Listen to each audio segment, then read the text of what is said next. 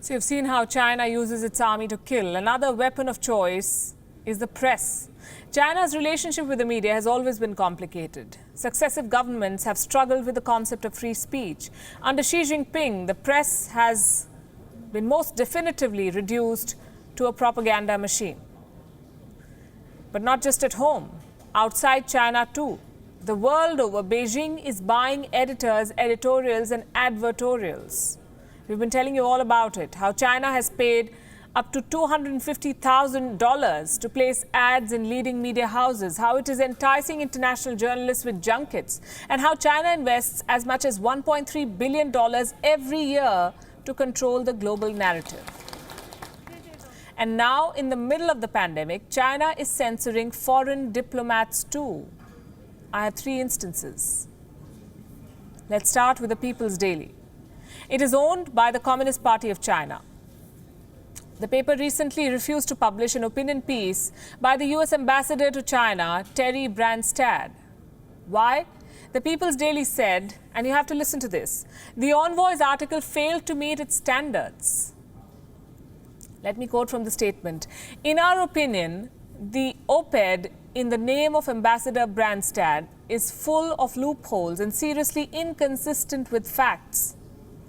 It also did not meet the standards of People's Daily, a prestigious, serious and professional media for selecting and publishing articles.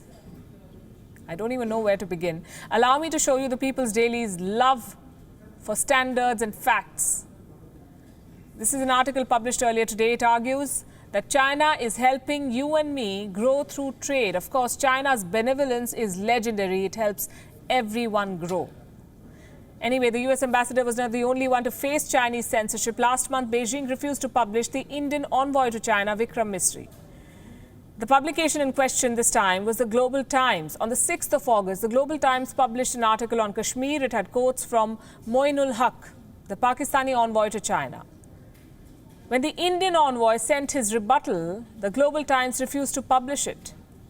The Indian mission had to correct Pakistan's misinformation on social media.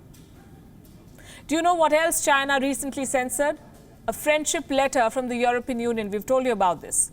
The EU published an opinion piece on the coronavirus. This was in the month of May. It was co-authored. This one write-up was co-authored and co-signed by all the European Union ambassadors to Beijing.